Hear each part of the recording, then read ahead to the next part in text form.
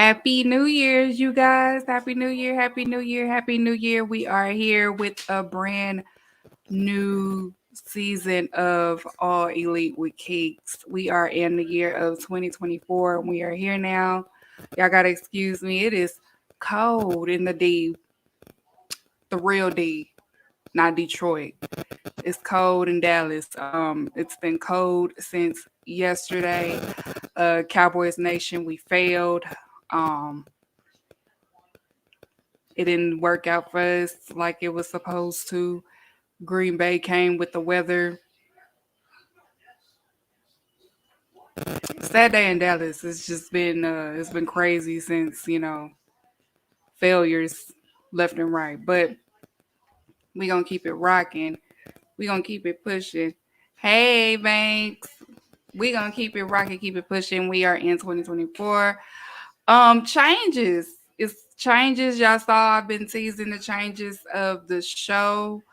Um, this year I will be covering some Ring of Honor now. I know I don't yeah, it's yeah, I was not pleased with what I saw yesterday. Let's just say I turned the channel right after the four. No, I'm not even no Texas fan. I would dare not. I just don't see myself. No, I'd rather live in a well than be a Texas fan. We don't. I'm good with that. But anyways, hey Sean, hey to the regulars. I know people are so used to me. I was out for a good 3 weeks vacation. It was the holidays and needed a break. Everybody needs a break. So we are here, new season. As Shanti said, I am strict this season. Yes, moral thoroughly, I am strict on my show. However, not real strict. It's still the same me, but this season is more important. This era that I'm in my personal life and also in this content world. A lot of narratives, clickbaits, and stuff like that. People are losing the plot. People are losing their the reason why they do this. And I was starting to be one of those as well. So I'm getting back to the picture. So this season I'm going to be, of course, covering AEW. I know we was used to the show of the week. We're not doing that no more. I took that out. No more women business of the week. I took that out as well. The only thing that I'm doing is match of the week. It can be gender neutral. It can be a woman. It can be a men's match. That's what I'm doing. I'm still doing women's business. I have added Ring of Honor to the show. It is Keeks of Honor Hour. I have added that to the show. Now y'all might be like, dang, that's gonna be pretty lengthy and long for you. But no, watch me work. I can do this. I am the woman for the job. That's why I'm doing it. It was highly recommended by the people, by the community to cover ROH, and I am going to cover ROH. Now, I may not get in depth into ROH as far as my content because I don't want to overwhelm myself, but I will point out some important things that I feel like that y'all should know and y'all should watch and look out for some certain wrestlers that's been booked on ROH. Okay, so that's what that's about. Episode 70 today. Episode 70 today, Diamonds in the Sky.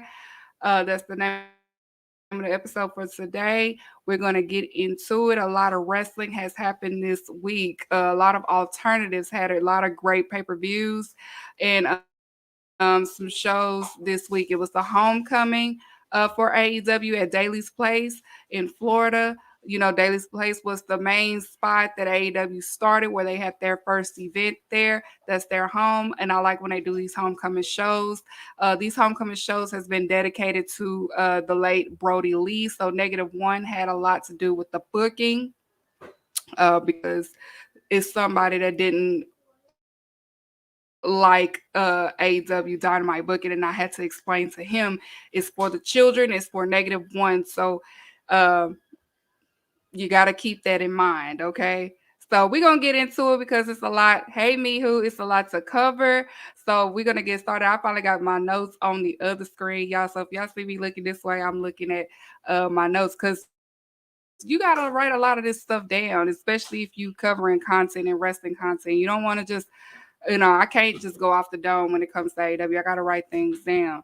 Okay, so we're gonna start off with both the openers for Dynamite and also Collision. Again, if you just came on to the show, I'm not doing show of the week anymore. We was doing it because it was split for a reason, but now that it's not split anymore, I'm just gonna cover both of them the same way that I did last year, but instead it's no voting or nothing like that. Okay, because I really want people to understand what they are watching.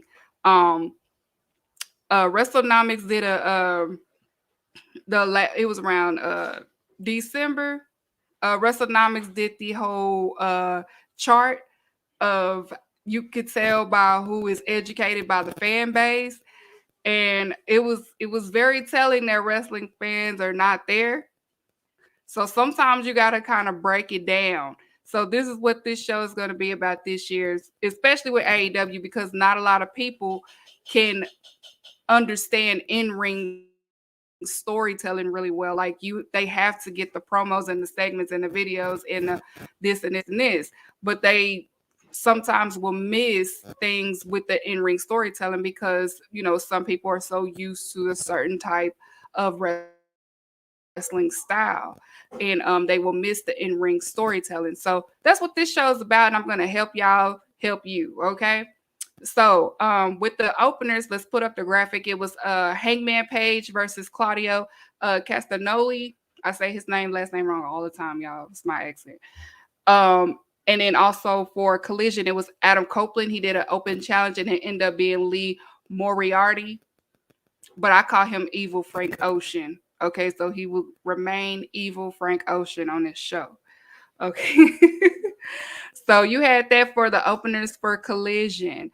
The Hangman Page match, it was again Hangman versus Claudio, two quote unquote stiff workers, as people will say, but they work really really well. The gorilla press slam that he did on Adam Page at the ring, that was so insane to me.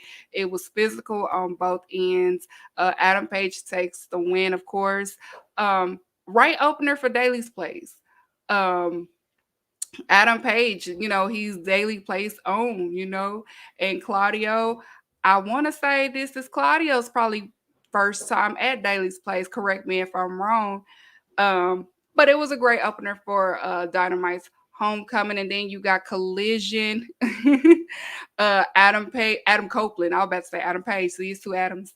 Adam Copeland came out, and he said when he signed with AEW, he wants to wrestle some of these younger talent and things like that. And then Evil Frank Ocean, he comes out and a part of Shane Taylor Promotions along with Shane Taylor himself, and they issued a match for the Open Challenge. Now, the Open Challenge, it was actually a great match. I will give my thumbs up to Adam Copeland. Y'all know I'm not the biggest Adam Copeland fan, but I can see the passion that he is trying in. And it was also a great showcasing for Lee Evil Frank Ocean. It definitely benefited Adam Copeland as well, because Adam Copeland came to AEW with these fantasy bookings, and he's used to wrestling one way for almost 20 plus years, and now he's starting to find his flow, starting to adapt a little bit, because you have every type of style at AEW. We got strong style, lucha style, technical style, brutal style, and all of that. So he's you got to use some of these younger talents that are used to these different techniques, so he can be prepared for these matches that he has fantasy booked himself with. So basically he's doing kind of the CM Punk method, or the CM Punk way, because we all remember what CM Punk said when he first got to AEW. He's want to work with people like Darby Allin and things like that. Adam Copeland is on the same thing, but Adam Copeland, it seemed like he's more on the wholesome side with it. I still got my eye on him because I'm not the biggest Adam Copeland fan. Everybody knows that, but I will give my credit when it's due. So I'll give him a Orange Cassidy type of thumbs up. Okay. Um, but yeah, that was Collision and also Dynamite. So we're gonna move on. The next card that happened for both Dynamite and Collision. It was on Dynamite, it was the 8-man tag match, and also on Collision, it was the 6-man tag match. For Dynamite's homecoming, it was Lance Archer, basically Mongol Embassy, Brian Cage, and Gates of Agony versus Orange Cassidy, Dustin Rhodes, Adam Copeland again, and Preston Vance. Again, this was a booking for by -1. Y'all know Preston Vance is his man. People was kind of confused on why he was on the babyface end. Again, Brody Lee dedication match. And then on Collision, it was a 6-man tag, which it was Brian Cage, Gates of Agony, which is Mongol Embassy, versus Lance Archer and the Righteous. Now, if you didn't look at it this way, you're probably like, what, how I go from this to this? I'm going to explain it to you. So on the Dynamite match, again, a fun match. It was for -1, so we're going to keep it positive because it was for -1. It was a lot of things happening in this match that was kind of comical, especially when Orange Cassidy kept trying to attempt to do the choke slam, and he ends up doing the choke slam. They wasn't tagging Lance Archer in this match. Like they was, Mongol Embassy was tagging each other. They wasn't tagging Lance Archer. It was a whole conflict between Lance Archer and Brian Cage. So they end up going at it. And Preston Vance. Now, Preston Vance is actually a great wrestler. He just has to find his character. That's the only thing that's missing, in my opinion. He just needs to find his character. And once he finds his character, he'll be straight. I think him being a heel is good. Me personally, I feel like Preston Vance should be in ROH for a little bit to see if he can find it there. And if he can't find it there, then maybe he just needs to remain in a faction or return probably back to Dark Order. I don't know. But only time would tell. Dustin Rhodes was going out for some reason. Like he was going crazy in this match. Dustin Rhodes has some adrenaline.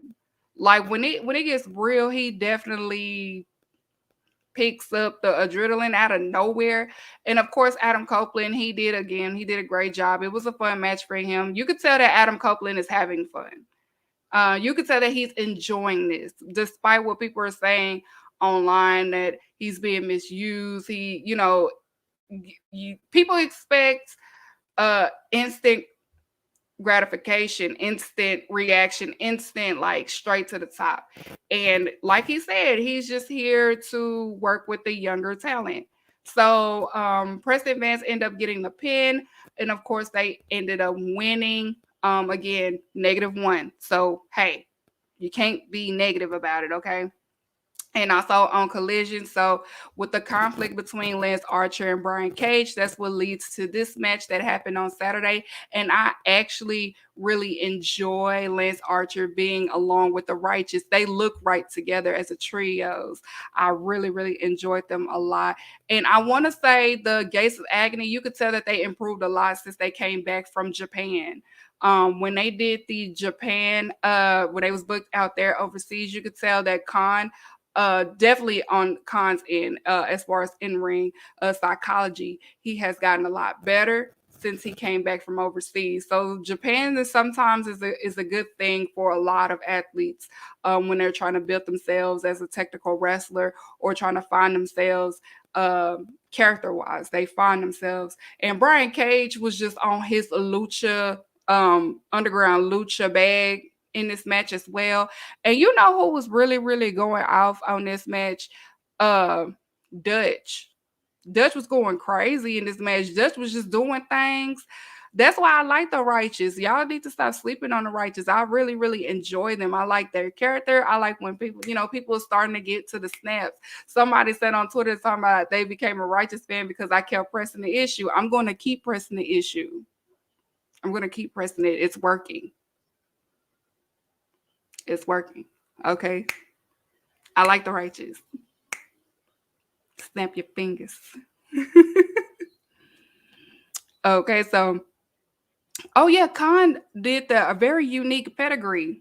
It was different. It was the pedigree, but it was like different. I did like that. That's his finisher.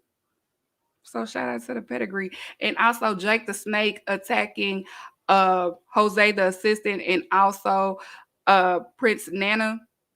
He gave them both a right hand one. He did Jose the assistant on Dynamite, and then he did Prince Nana on Collision. So shout out to Jake the Snake. He still got that right. You know, ageism, no ageism, y'all. Jake the Snake is a legend. Okay, so great fun tag matches. You made me a righteous good. I'm glad that y'all are good. Good.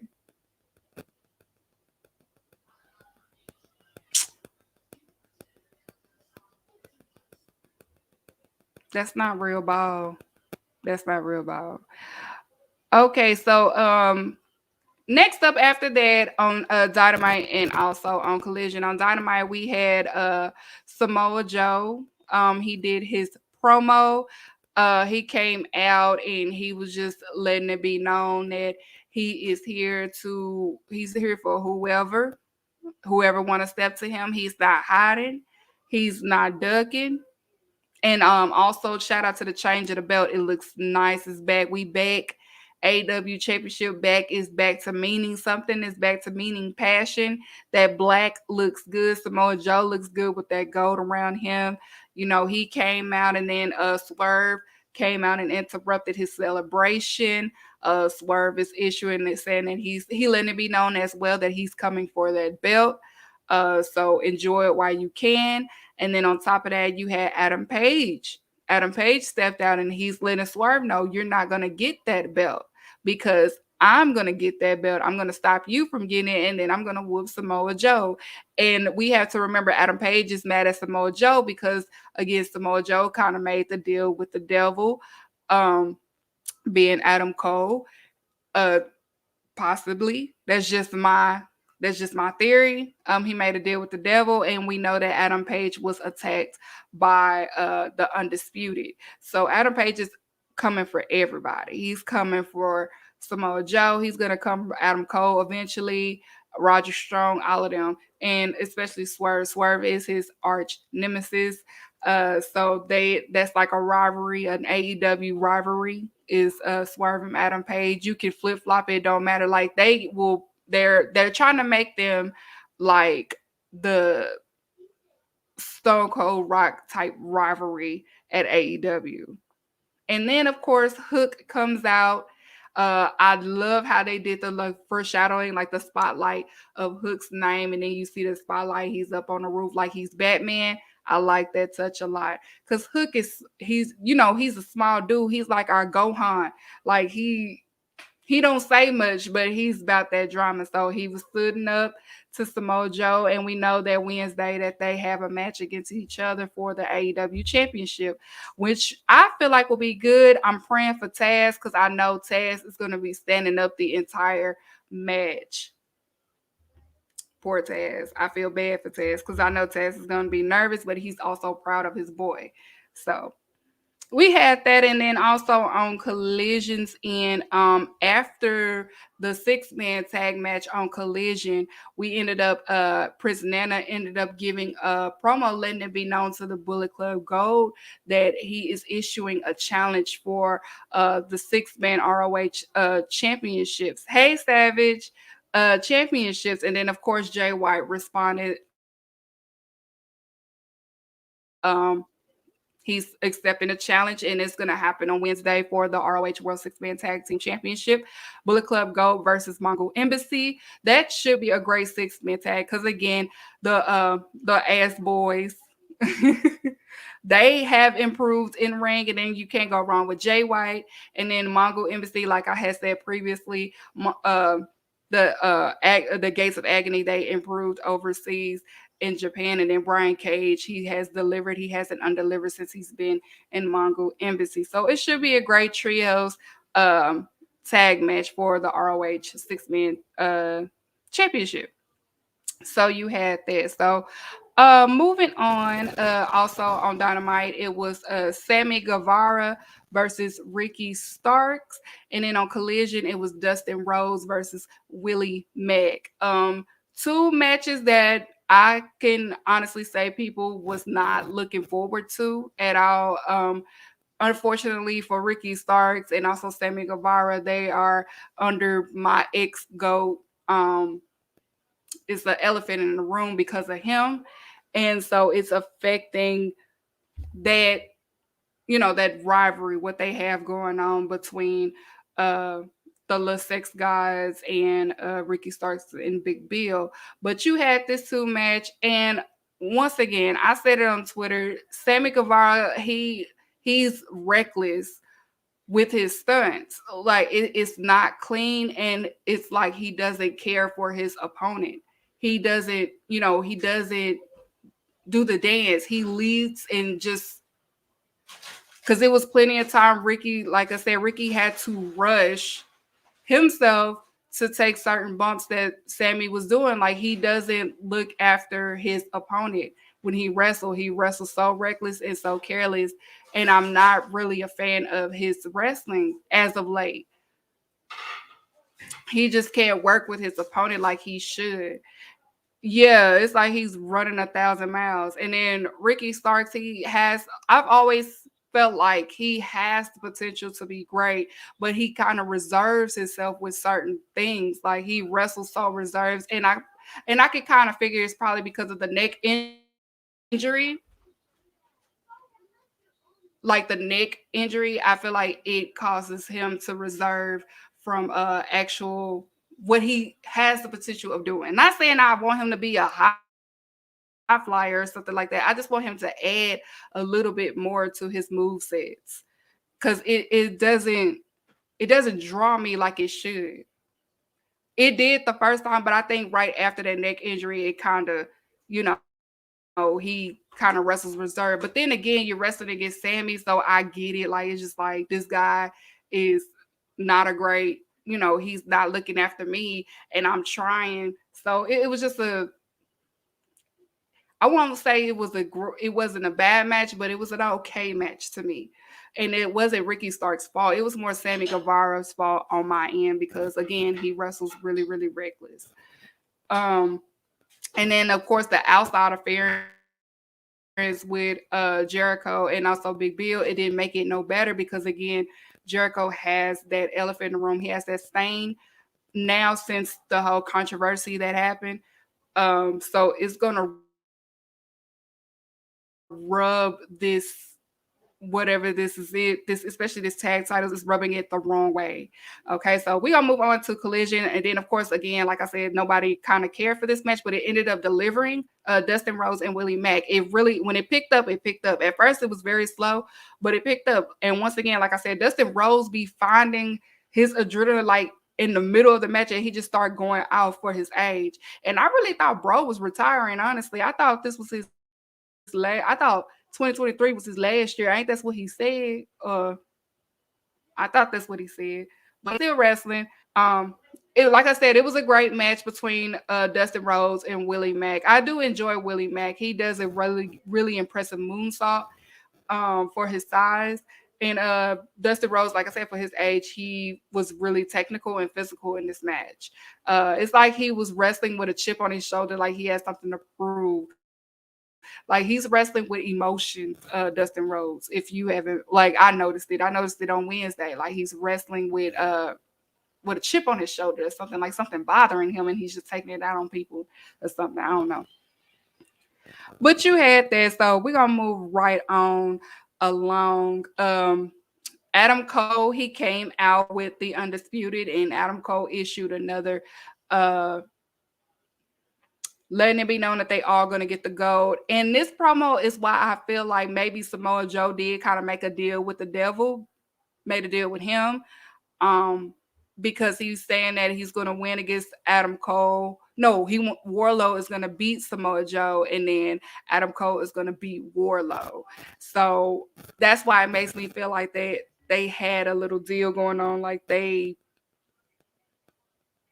don't know. Wait, I mean, if you feel so in the comments, leave so. But I feel like it's a story within that.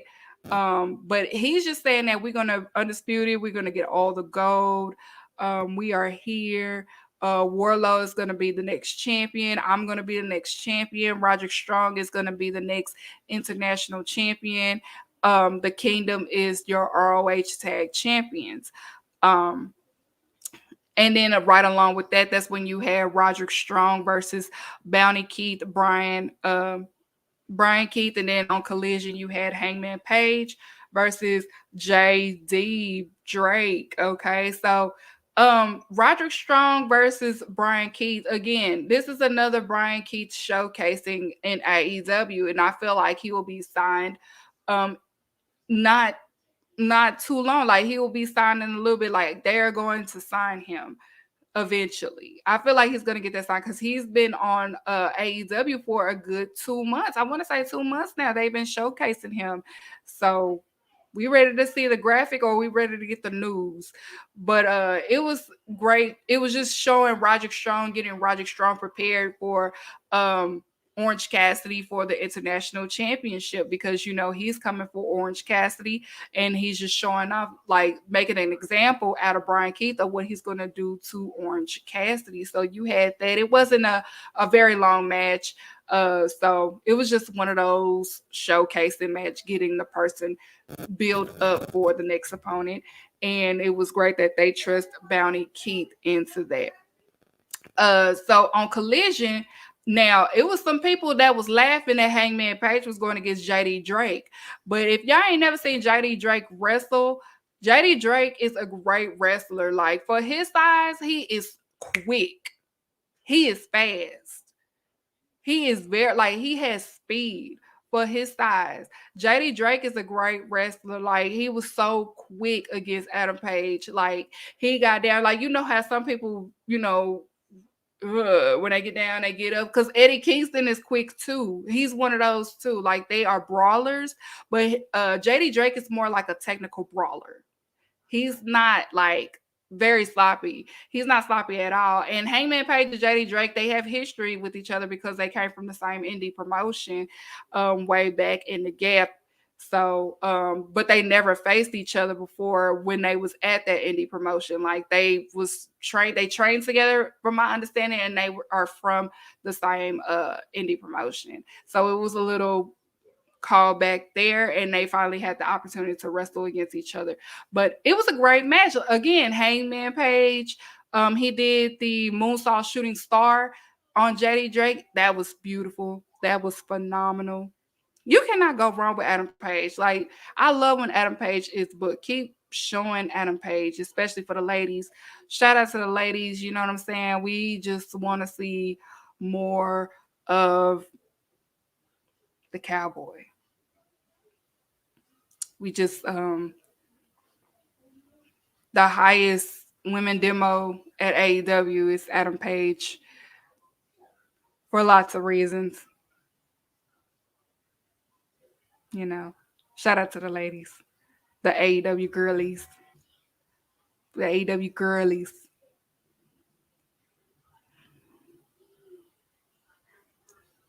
I got to see, yeah, JD, like JD Drake is really good. Like people be sleeping on him. They be sleeping on him because he look like JD Drake look like he drives trucks. That's why people be sleeping on him, because he look like he drives trucks for years and years and years. Like he look like you see him on the highway just driving 18 wheelers, like he drives trucks, like he got a CDL. That's why they sleep on him, because he look like he got a CDL. Y'all gotta stop discriminating. Y'all gotta stop that. He might look like he drive trucks, but that man can wrestle.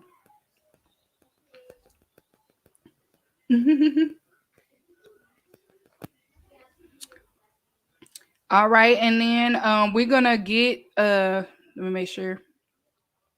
Oh yeah, and then on Collision, Hook,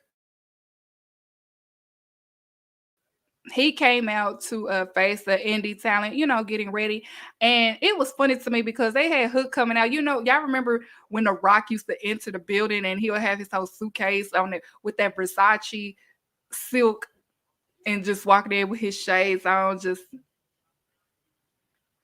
I know y'all remember that, but Hook basically did that, but he had on a hoodie and he had on a, you know, his suitcase and stuff like that. And I was like, why he walking in like The Rock? Why they filming this like it's The Rock? And that was so funny to me. But you know, making a big deal of Hook because, you know, Hook challenge Samoa Joe for the championship, and we know that he's facing him on Wednesday. So Hook did a whole, he faced a local talent out there in Virginia, and he ended up doing his submission like his dad and taking the win. It was just a showcase of Hook because people love Hook. Hook is over.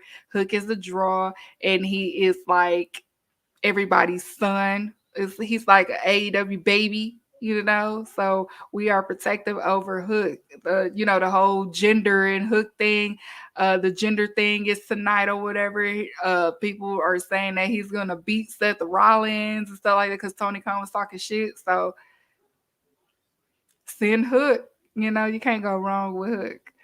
So you had that, and then so we're gonna get into the main events of both Dynamite and Collision. So on Dynamite, the main event, it was Takushka and Powerhouse Hobbs versus Sting and Darby Allin. This was Sting last appearance at the Daily's Place. He returned. He entered AEW at the Daily's Place at Revolution, and just a little, memory, callback history, AEW history. So this was his last time at the Daily's Place. And then on Collision, you had the trios match. It was FTR and Daniel Garcia versus the House of Black. They faced off. The first Dynamite, now Sting, he jumped off a table, scared everybody. It scared me. Like, he just scares me, and I'm just like, Sting, at your age, please don't scare us, okay? Because Seth Rollins almost killed you, and I wasn't over Seth Rollins doing that for a long time. It took me a long time to get over there, and I didn't want nothing to happen to him. Darby was getting thrown around. They did Ring Around the Rosie on Darby Allin and threw him on the ropes and stuff. It was just brutal. Like, Powerhouse Hobbs was just throwing both Sting and Darby Allin around. But Sting was having fun. He enjoyed it, and I love when Sting no sells. It is so funny to me, but he's an icon. He can do what you want. Takushka, again, great. Takushka is phenomenal. I like seeing evil Cinnabon God. And then you can't go wrong with Darby Allin. Darby Allin will sell like he never sailed before. He scared everybody. They said that he did hurt himself on the rope thing, but knowing Darby Allin, he will be fine. He's made of steel apparently, because everything doesn't happen to him. He done fell down the stairs and landing on chairs and landing on nails and different things. He's just the daredevil at AEW. So you couldn't go wrong with this match. Collision's main event, FTR and Daniel Garcia versus House of Black. Now, Mr. Black, Black was almost did the Daniel Garcia dance. That was funny that they was doing that little hint there. What else? This match, it was good, but it went a little bit too long in my opinion. This match was a little bit too long for my liking, but also it was just showing that it was a reason why Brody King was in the Continental tournament. It was the reason why Brody King was in that tournament. Like, Brody King was out wrestling Dex, and he was out wrestling FTR. Okay, so it was a reason why he was in that tournament. He, in my opinion, was the MVP of the match. Brody King stood out to me out of everybody in this match. Yeah, he gonna have to retire, but yeah, House of Black ended up winning, and then FCR attacked them again or something. I don't know. It was just a lot. Now that ending to it, it was a lot going on. I was kind of confused at that angle or whatever, but hey, I guess House of Black needed a win people was complaining that they wasn't winning a lot, so they finally had got their win. But that ending, it could have did without. Like, what was the point of them winning just for them to get attacked?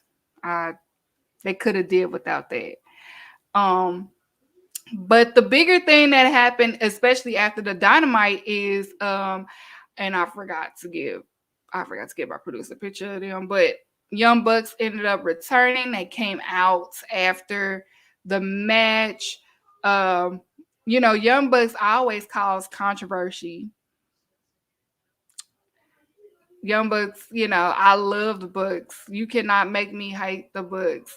Uh, People just hate the Bucks, and it's just so funny to me. I love it though. They came back with their mustaches, looking so cute. It's just so cute. But Young Bucks and Sting and Darby Allin. Sting has made a statement and he said that he chose the Young Bucks. He wants to have his last match with the Young Bucks, whether you like it or not. The Sting has spoken. Okay, he has spoken. So you got to get over it. Looking like Spy versus they looked so cute to me. I was just like, Lord, but I love seeing them. I popped. I love it. So shout out to the Young Bucks. I love when the Elite is back on the screen. Okay, so that was Collision and Dynamite. So we're gonna get down to Rampage and also Battle of the Bells. So we're gonna start with Rampage.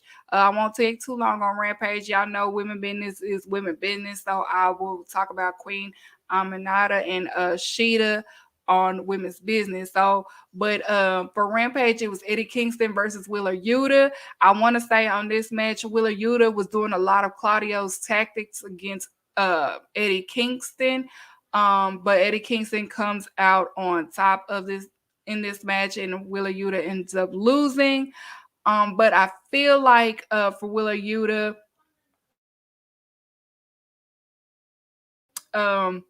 again, when he's not talking, Wheeler Yuta is really, really great. I do enjoy seeing Wheeler Yuta wrestle. He is a great wrestler. He can wrestle.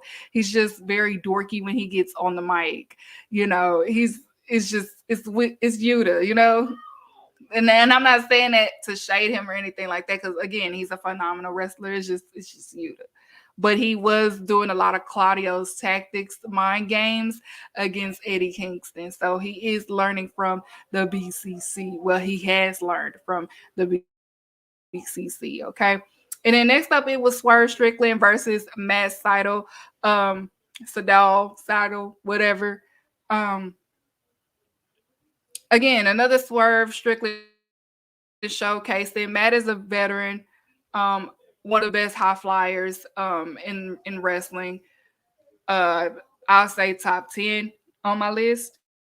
But again, another showcasing for Swerve Strickland to build him up, because again, he's going to end up being in the AEW title picture. So it's just building him up to now, whenever he gets that title shot, it will mean something. Okay.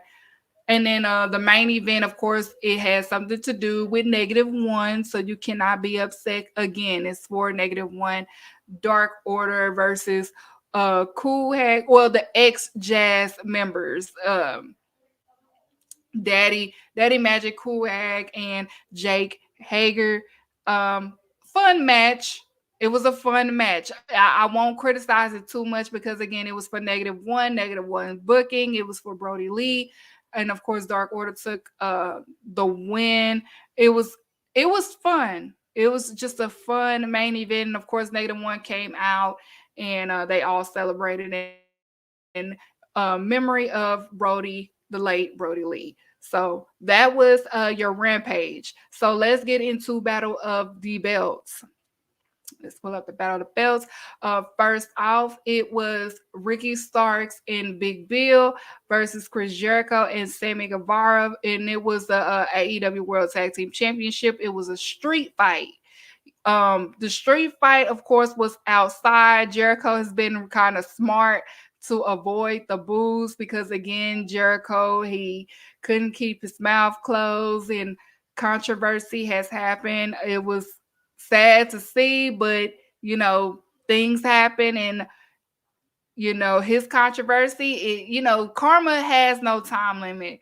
You think, things are under the dirt, and sometimes what's done in the dark comes to the light, and unfortunately it came to the light for him. But more so, that's another story for another day. Now, the street fight, however, overall, it wasn't a bad street fight. A lot of cool moves happened. Sammy did a lot of like stunts that he did. I thought it was kind of cool. It was whatever. Ricky's brought a little bit of his aggressive side out. Big Bill did phenomenal. He sold the suplex that Jericho did on the car. Um, Sammy turned it to Shane McMahon out of nowhere and did a dive from top of almost closer to the rafters, climbed the thing, and it was just a lot towards the end because it was looking like Jericho and Sammy Guevara was going to win. That was what people thought. What was going to end up happening was we was going to get new tag champs. But again, Jericho is smart. He knows that ain't nobody feeling him right now, so they was not going to make that call. And again, Sammy Guevara, he's just going to always have that stain. Like, he's trying really hard to have that babyface image, but it's just not working. It's not working. Like, beautiful baby though. They have a beautiful baby with Taya. No, not Taya. Tay Conti. Sorry. Beautiful baby with Tay Conti. I know he's trying to re-image himself, but it's just not working. The fans is just not feeling him. And in my opinion, I just feel like Sammy, just go to ROH. Just go to ROH. Go in ROH for a while. Get out of TV for a while. Chris Jericho, you definitely need to get off TV. Just get off TV and go to and just do something. And I'm saying it as an ex Jericho holic. It's so sad to say, sad to see. But Ricky Starks and Big Bill end up retaining. Takushka hits Jericho with the kendo stick. Big Bill ended up putting Jericho through the table. Sammy Guevara, like I said, was on his Shane McMahon. He flew off the top, and then Powerhouse Hobbs ended up getting Ricky out, and then he ends up landing right on the stage, right on the stage.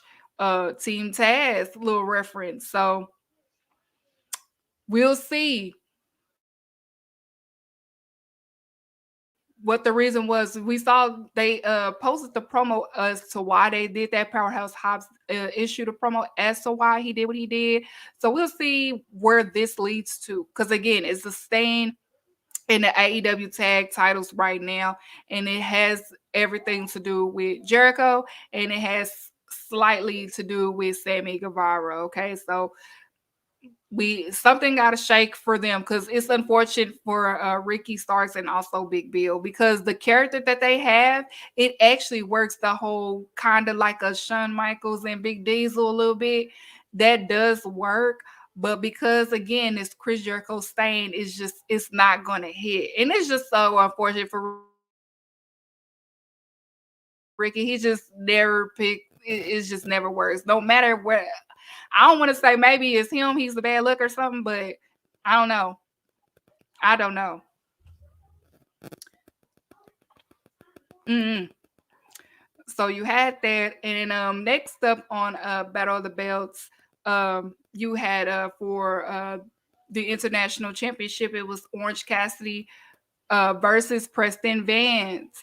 Like I said, Preston Vance is a good wrestler. He's just missing something, and he just needs to find it. Once he finds that character, because he, in my opinion, or maybe if they showcase him more, because I don't want to say he don't look like he fit in with Rouge Faction. He could fit in with Rouge Faction. They just have to use him a little bit more, and he just needs to show a little bit of his aggression. And he was starting to a little bit towards the end of the match. He started to show more of his aggression of a heel that he could possibly be for that faction to fit in with Rouge aggression. Because you have Dralistico, he's more of like the sneaky the sneaky heel because he's in character with what he does at AAA. So it works if they showcase them a little bit more. And if you don't know, Roosh is out with that injury. He did get injured during that tournament. That was an actual injury. It's nothing too serious. It's just something that he just needs to take a few weeks off for it to heal, and he'll be back. But he did injure himself, so that's why we haven't seen Roosh because Roosh did have a little injury from that tournament. That was an actual injury, no kayfabe. Orange Cassidy. Now, during this, in the beginning of the match, you did have United Kingdom come out. It was Roderick Strong and also the Kingdom. They came out to sit front row, front and center to watch the match to taunt Orange Cassidy. Now, if you was watching this encounter, Orange Cassidy is starting to be a little bit aggressive. He is starting to talk shit because he was talking his to Roderick Strong. Like he was just looking at him like, if you want to come in the ring, just come in the ring. I don't. He was like, I'm not with all of that talking. You talking a little bit too much. Orange Cassidy is starting to show a little bit more aggression, especially when people are trying to come for that gold. But something interesting to me happened even after that match, because of course Orange Cassidy ends up retaining the title, but then the Kingdom got into the ring and they started to circle around Orange Cassidy. But if you didn't notice, none of the best friends came out, Rocky Romero or Trent Beretta. So what's going on with that?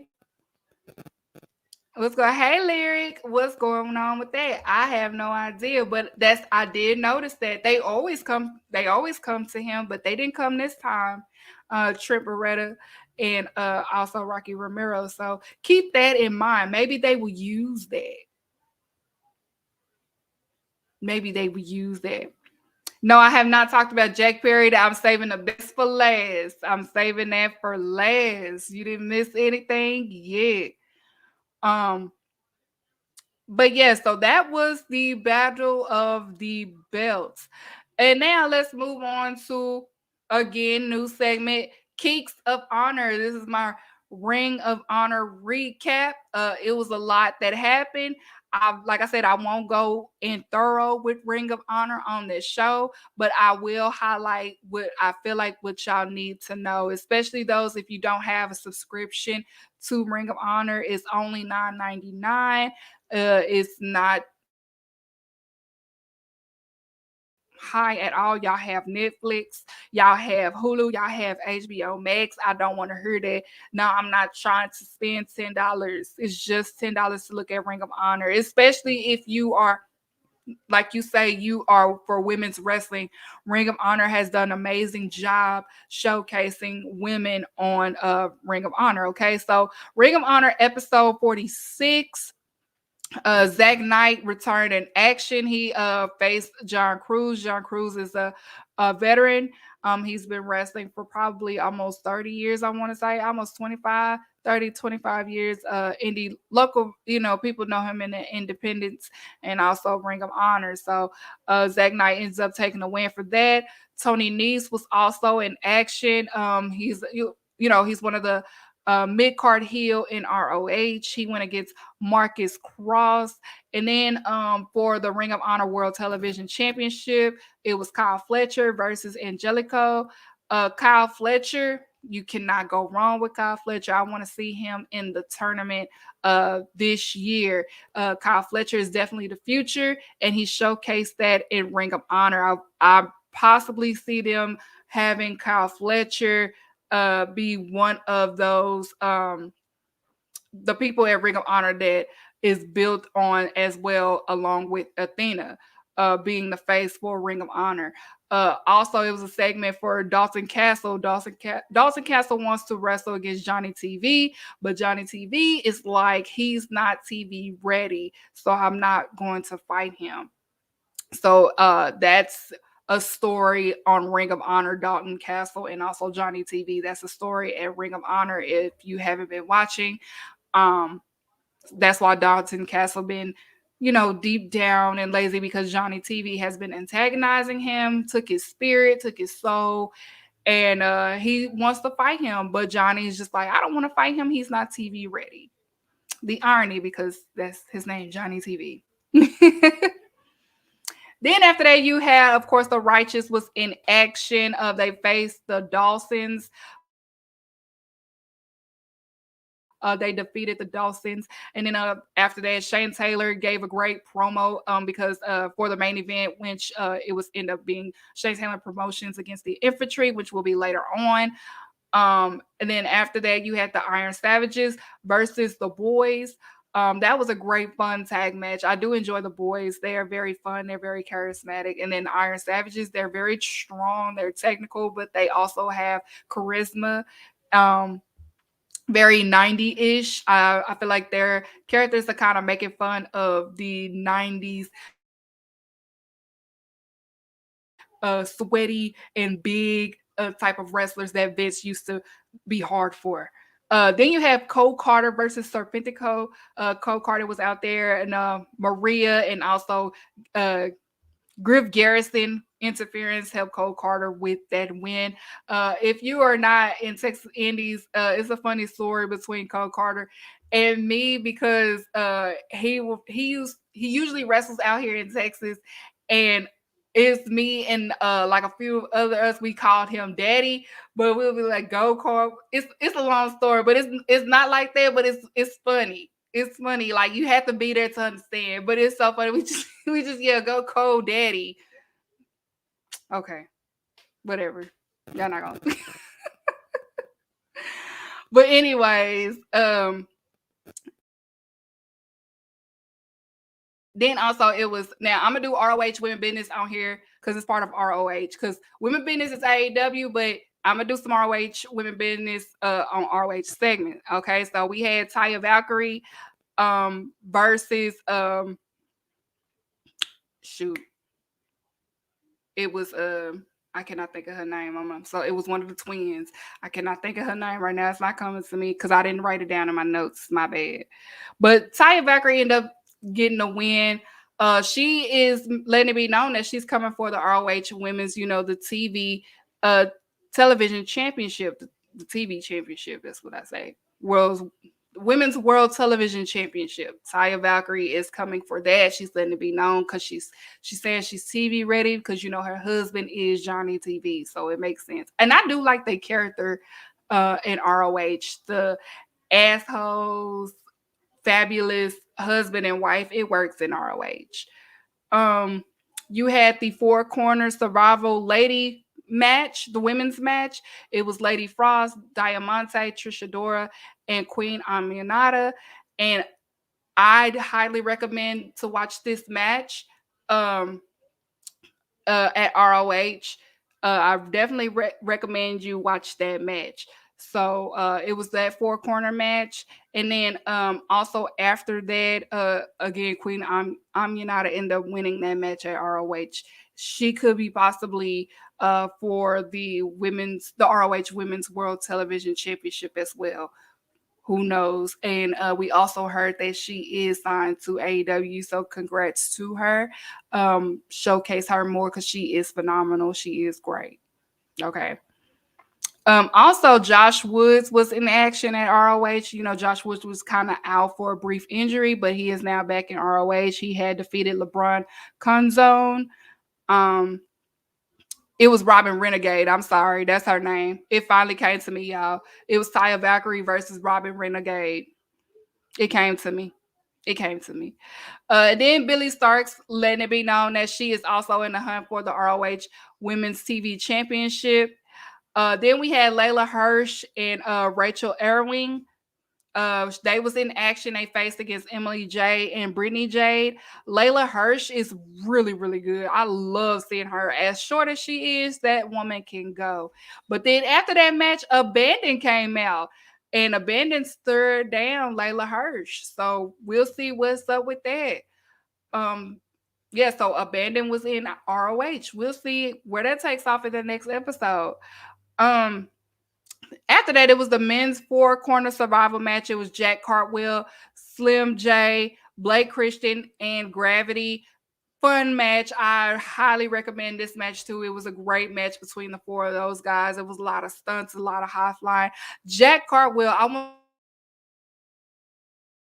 to see more of Jack Cartwheel. He is great. He is crazy and I love it. He's like a daredevil. I want to see more of Jack Cartwheel. So definitely looking forward to seeing him. Gravity did amazing as well. I love seeing Gravity. Blake Christian is great. Slim J is great. Great match between the four. So I highly recommend that match too. And then after that, Athena gave a promo. She's just letting it be known that she was vacationing. She's held ROH on her back, so she needs a vacation. And then when she was saying that, in the midst of that, Nyla Rose ended up attacking her at her gym.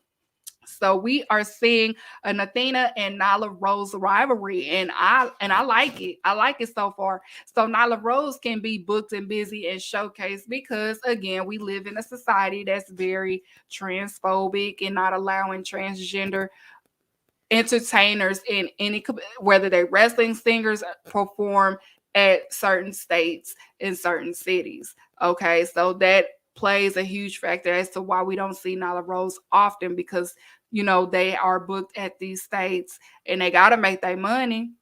They booked at the states and city that permits trans genders to perform in entertainment. So it can be sports and it also can be some form of entertainment. And wrestling is considered entertainment as well as a sport. I know out here in Texas she can't um perform because she is transgender. So, but I'm liking that she is in ROH because ROH is a streaming service and stuff like that. So, she can be showcased even more because she needs that support. She's one of the OGs. She's one of the day ones at AEW.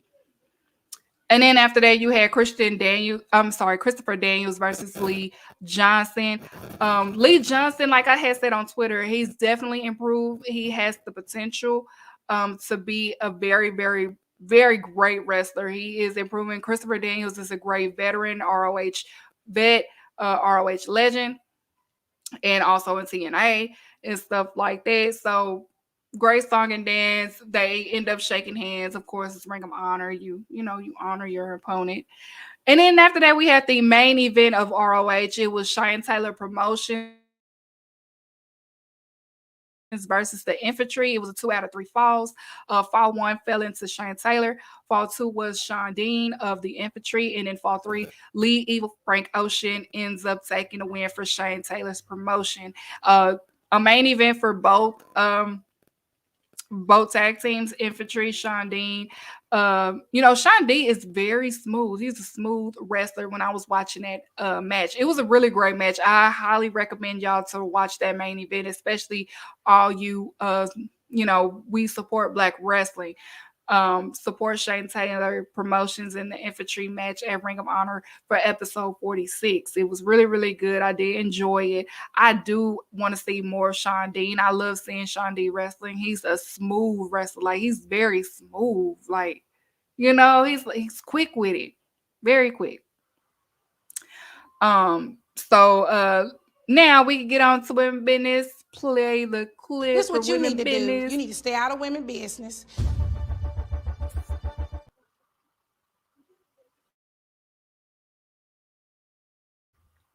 All right, so women business, we've been up.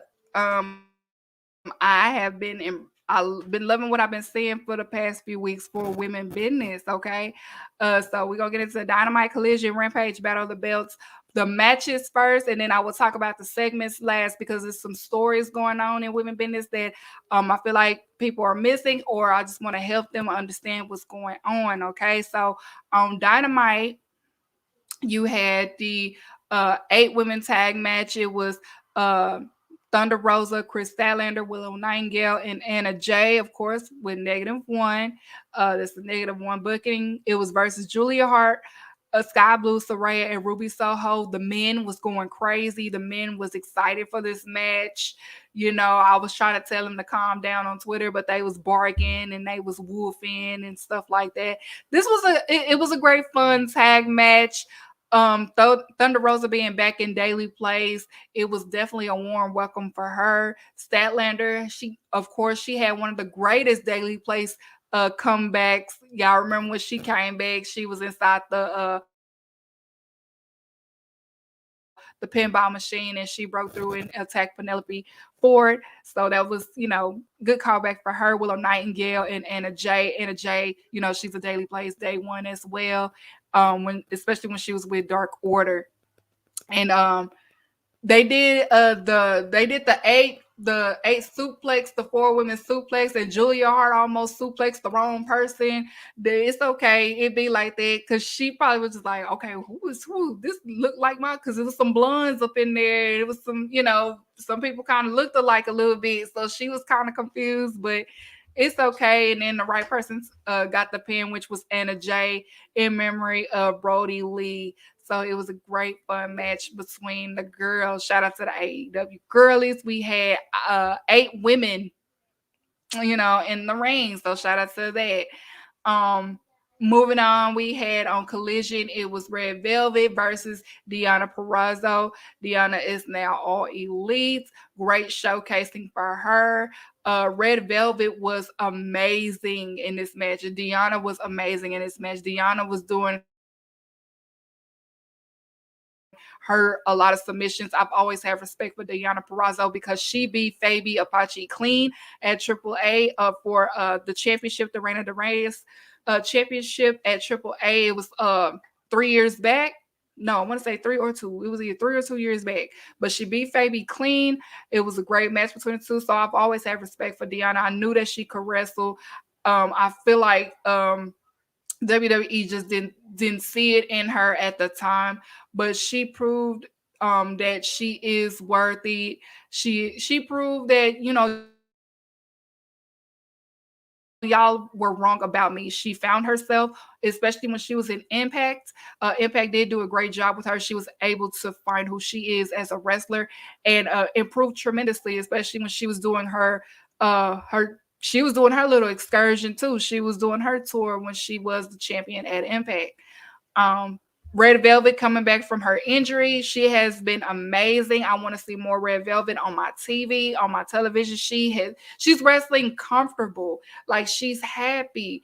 You could tell she's been in the booth. She's been working. She was definitely doing some psychology, some in-ring psychology, but Deonna came with the win when she did that amazing submission. That submission looked like it's brutal. It looked like it hurts. And I can't wait to see Deonna versus Serena Deeb. I feel like that's gonna be a banger one day. That's my fantasy booking with Deonna Purrazzo. And then on Rampage, we had Sheeta versus Queen Amanita. Amanata, I'm sorry, not Amanita. I want to say Amanita so bad, but it's Queen Amanata. Again, the great match between these two. It should have been longer. And now, if it was longer, it could have been one of the ones. But it was definitely probably one of my favorite women's business Rampage matches. Um, Both was physical. Queen Amanata, she's a great adjuster. She definitely adjusted to Sheeta's style quickly, like quickly. And she's gonna be something to force to be reckoned with. A wrestler that Queen Amanata reminds me in a way. Hmm, the way she wrestles, I want to say she reminds me of Mr. Perfect, like a female Mr. Perfect. That's what she reminds me of. That's how she wrestles, like Mr. Perfect. That's her. Okay, but Sheeta took the win. But I want to see more Queen on my television. She worked this week. She was at ROH and she also was at Rampage. So I love it. And then also on Battle of the Belts, it was Julia Hart versus Anna Jay. Now this match, it had the potential to be really, really good, but it was very, very slow. You still have one she's improving. Like they're both improving in ways. Anna Jay is still finding herself as a wrestler. Julia Hart, she's getting there. Like she's comfortable. She's comfortable in her character. She's getting better in ring. But it's a challenge when you have started to be that person, and you have to be the person to carry, especially that you're a champion. Being a champion, especially a woman, you have to know how to carry your opponent. So if you're not, you got to be careful, because if you start to be the person that the other opponent can't rely on, it's going to start to show, and then it's going to start being lackluster on your end, and then people are going to be like, maybe it was too soon for her to get the belt, and you don't want that. So it's nobody to blame. It's just that Anna Jay is still improving. Julie Hart is just now improving, and she has to be the leader in the ring because she's a champion. So that's pressure.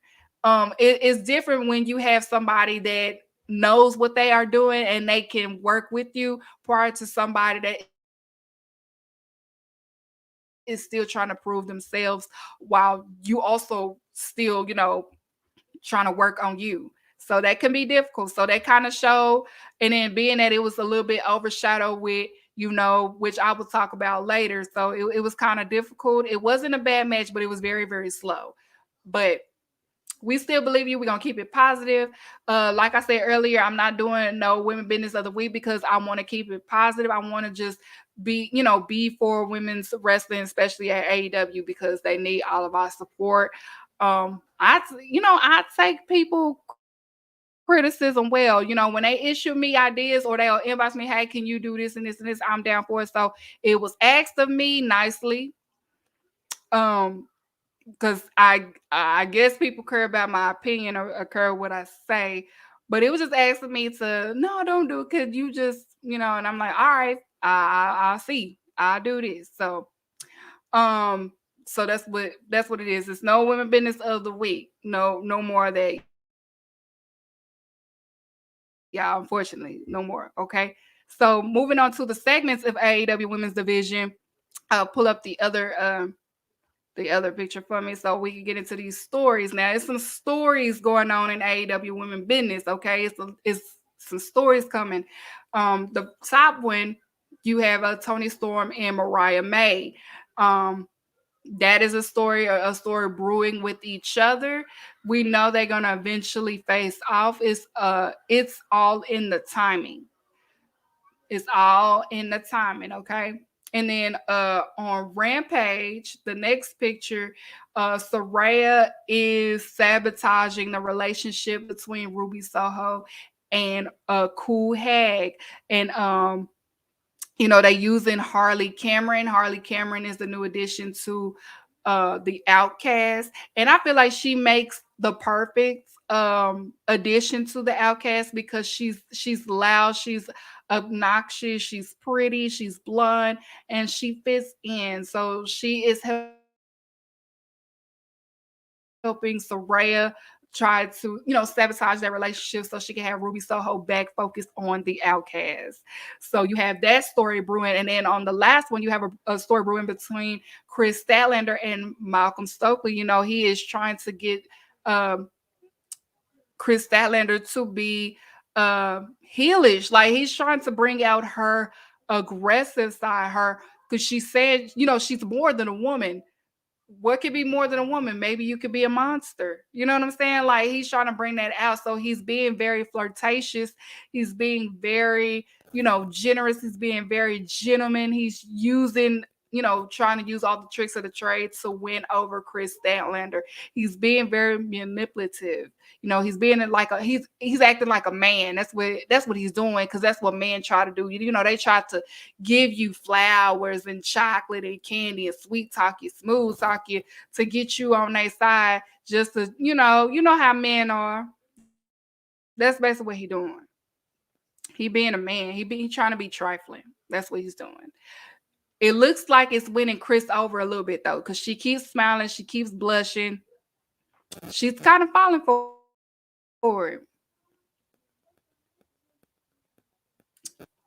Yeah, it could be. I like that idea. Put up lyrics comment, the first one.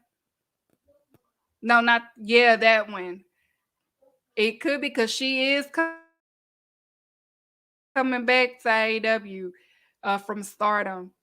I can see that. I can definitely see that.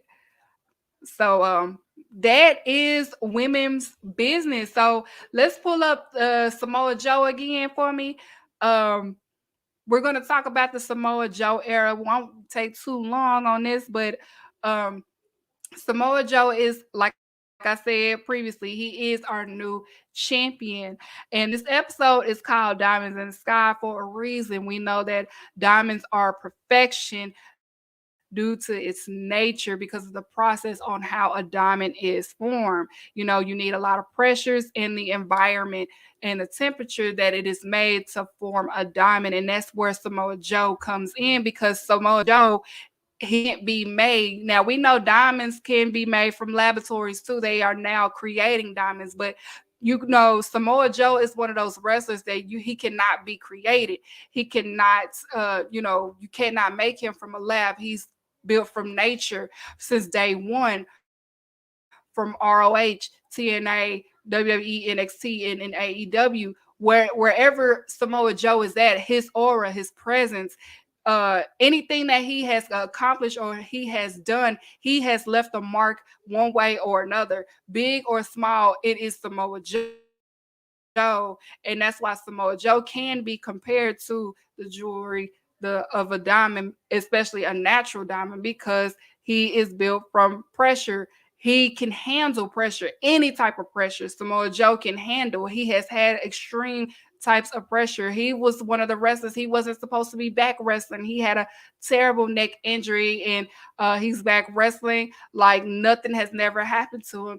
Even when he was on NXT, you know, when he went, you know, as people say, he had to drop down to NXT, he left a mark there. Of course, he left a mark at ROH, TNA, and at WWE, and he wasn't even champion at WWE, but people always go back to reference, especially his promos, because we know WWE is not a technical match, or we remember moments in WWE more than matches. So for Samoa Joe, he made a lot of moments when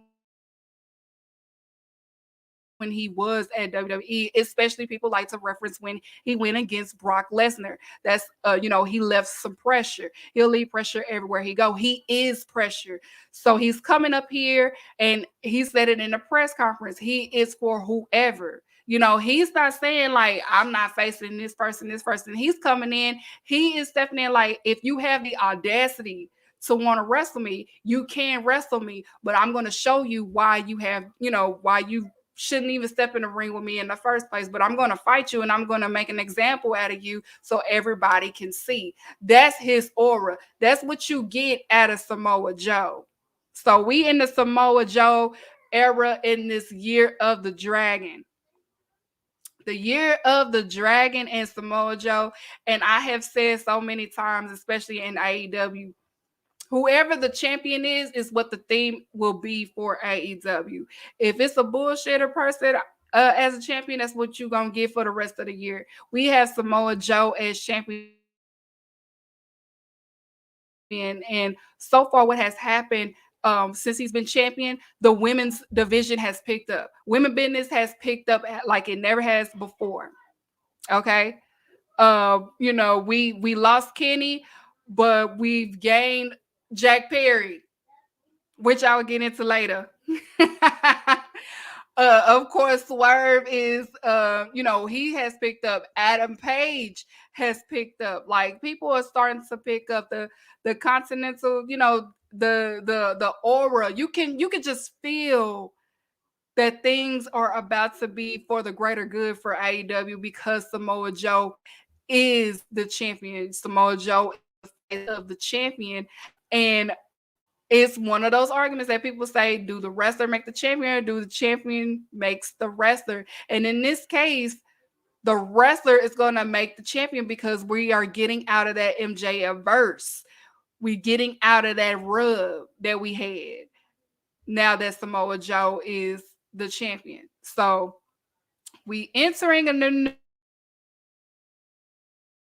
year. new year, like I said, the year of the dragon. And if you don't know what the year of the dragon means, the year of the dragon is the district personality, a strong leader, the abilities to correlate, those things. It capitating the demeanor. That's what it says when I looked it up on Google and I put it in my notes. But that correlates to Samoa Joe. He is a leader. He has a distinct personality. Like I said earlier, he has that aura. He has that. If you have the audacity to step in the ring with me, I'm going to make an example out of you. That's his aura. That's always been Samoa Joe. That's what makes him him. When you see him, either you fear him or you respect him, and there's nothing in between. It's nothing in between. You respect him because you fear him, or you fear him because you respect him. That's what he has. That's why he's a diamond in the rough. Okay? Yeah, hit that like button. Okay, so we are in the Samoa Joe era, and we're going to see what the Samoa Joe era is going to be. So far, even in his celebration, 3 people has come out for him, and he didn't back down not one time. He just laughed like, okay, if that's what you want to do, if that's what's best for you, if you want to take the championship, let's do it. I could take my suit off right now. That's what Samoa Joe has. And you know what that is? That's that passion back. It goes back to that passion for the title. That passion of what that title means, we getting it back. We getting it back. No more of this MJF verse or no verses or this story. We getting that passion back of what that title meant. No matter what the character was, no matter if you were heel or a babyface, it always had that passion, and we're slowly getting it back. Okay, so we're gonna be patient with the Samoa Joe run. Okay. Now, last but not least, before we close out, before I give my match of the week, some great things happened. And I've been talking about it for 2 days now. I done changed my profile picture to this man. He is my pillar. He's always been my pillar. Jack Perry returned to wrestling. He returned at New Japan Strong. That's my pillar. No new fans. If you wasn't dying, if you wasn't dying during the beginning when he was looking like that, don't come now. We ain't accepting no new fans. You should have stayed dying for the come up. We ain't accepting no new fans. That's a public service announcement. No new fans. I saw some people trying to sneak and say, no new fans. Talking about some now I have no new fans. No new fans. What Drake said? No new, no. No new friends, no new friends, no new friends, no. Yeah, man. Jack is back. Shout out to the Jackins. We jacking off. Shout out to the Jackins. The Jackets are here. Jack Perry has returned. He attacked Shoto and New Japan Strong at the Battle of the Valley pay-per-view that was on this Saturday. It happened on Saturday. He came back. He is the scapegoat. And we back, baby. We up. Jackins are jacking off. We are up. We up and it's stuck. We jacking off. Shout out to the Jack Perry game, the Jackins. We are here. We are here. It's a new day. He tore up the AEW contract. Shout out to Kayfabe. Kayfabe is back because people on the timeline was like, he working for himself. See, he going on business for himself. See, in Jack Perry we trust. Shout out to the Jackins, jacking off. We up. Stop that. What did y'all talk about? Shout out to the Jackins. We up, baby. We up. The real pillar is back. The real is back. And we up to stuck. Let's go. Let's go. Y'all try to. Jack Perry is hated for standing up for AEW. That's why he is hated. But we here now. People having I saw people having meltdowns. People was going a green blue in the face. People bringing up old stuff. People digging up stuff when he was a kid and all types of stuff. Jack Perry is hated, and guess what? He about to go to Japan and eat, and he gonna come back, and we gonna be like, you should have stayed down. You should have stayed down to the come up. You should have stayed down. No new fans. We ain't accepting no new fans at all. The Jackins have said we got our fan base. He is straight. We ain't doing no new fans. If you should have stayed down. Y'all was scared to be Jack Perry fans because y'all thought it was cool not to be a Jack Perry fan because y'all want to impress somebody. Y'all ain't making no decisions for y'allselves. I told y'all since day one, Jack Perry is the one. He has the look. All he needs to do is work on the mic and build himself, and he is the one because he is going to be the one. He looked just like his daddy. Y'all just mad because Jack Perry looked better than everybody that hates on him. He looked better than all y'all. All y'all that hate on Jack Perry, he look better than all y'all. And he got one of the baddest females at AEW. He won. Y'all lost. Look at your girl and then look at Jack Perry's girl.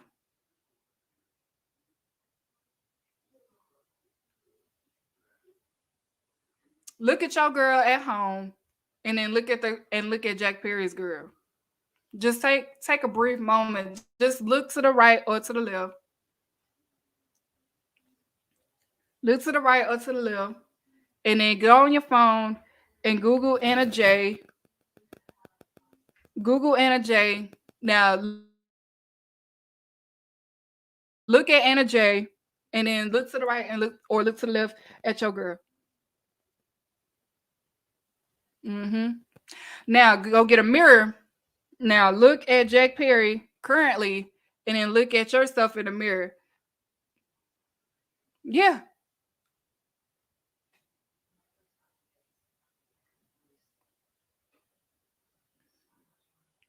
Mm-hmm. Jack Perry won. He won.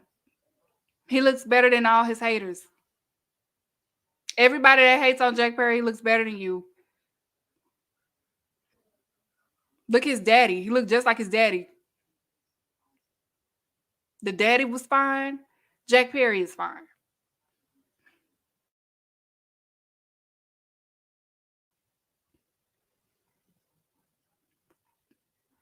Jack Perry can't talk. Well, can you talk?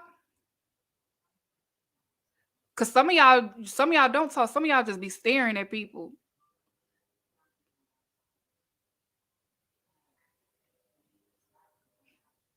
I'm just saying, look to the if I hate Jack Perry, okay.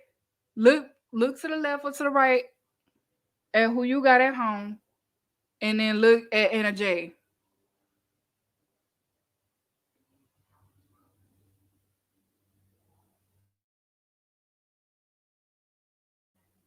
I'm just saying though. Okay. So shout out to the Jackins. We here. We here to stay. We ain't going nowhere.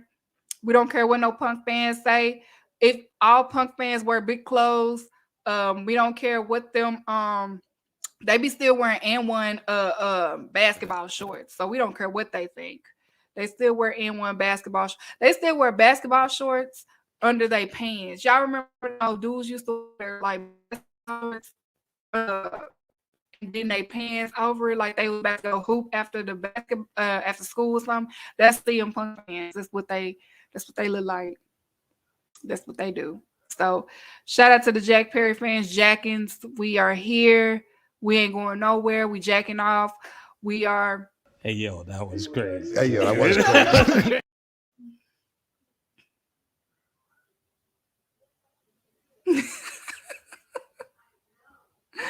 Yes. Go Jackins. Okay. All right. So before I get out of here, match of the week, it goes to Hangman Page versus Claudio. Castagnoli. They are the match of the week for the new season of All Elite with Keeks. Again, hard hitting style, great opener, technical match, very physical. I enjoyed it. Everybody enjoyed it. It was up and it was stuck. Okay, so that was Keeks' match of the week for this week. All right, so announcements before we get up on out of here. Eagles fans, oh my God, I guess the Eagles going on with the Cowboys. Somebody's in here. Somebody's mad at Jalen Hurts. I don't know what he did just now, but it's sounding look like Eagles gonna be on the couch with us. Go Eagles, I guess. They're gonna be on a they got a safety. Let's go Bugs. But yeah, so another, like I said again, if you wasn't here earlier, the changes the same formats is the same. It's just not gonna be show of the week. Because we don't have people not want to do collision and stuff like that no more. Everybody's doing everything. Being that people ask me to cover ROH, I have added ROH on the show. I'm not doing women business of the week anymore or wrestler of the week. I'm doing match of the week. So this is the new format. I am being a little bit strict on my show because again, I want to help people understand what they are looking at and what they are seeing and what they are focusing on, especially if you don't watch AEW. And I get a lot of people that don't watch, they just listen to the show to help them understand what is going on AEW, and I do appreciate y'all too. So that's what it is for this year. This year we're gonna have some fun. We're gonna learn something. Get your pen and paper if you're a writer, if you you are interested doing in content and things like that. Get your pen and paper out. You're gonna learn over here at All Elite with Keeks. It's no narratives, it's none of that. It's no opinions with no facts. It's opinions with facts over here. And I'm just here to help educate, congratulate, and just give y'all a clear understanding what is possibly going on, while also giving in my opinion on a few things. But this is where we at. We are on an out of sight, out of mind this year. I'm on a different energy, so I'm just gonna give that to you guys. So that's what it is this year. Every Monday is live. That is not changing. It's gonna always be the same. It's just different. It's just things added. With ROH is for me to help y'all to get a clear on who to look out, especially when these ROH pay-per-views is out and things like that. Of course, you can follow me on Twitter. I will be tweeting on ROH on Thursdays and stuff. And also, just make sure you follow All Elite with Keeks on Twitter, also on Instagram, and also on TikTok. I will be promoting. I'm always promoting my show. Guests, I will do guests. I'm not big or small. You don't have to be popular. You don't have to be popping or nothing like that.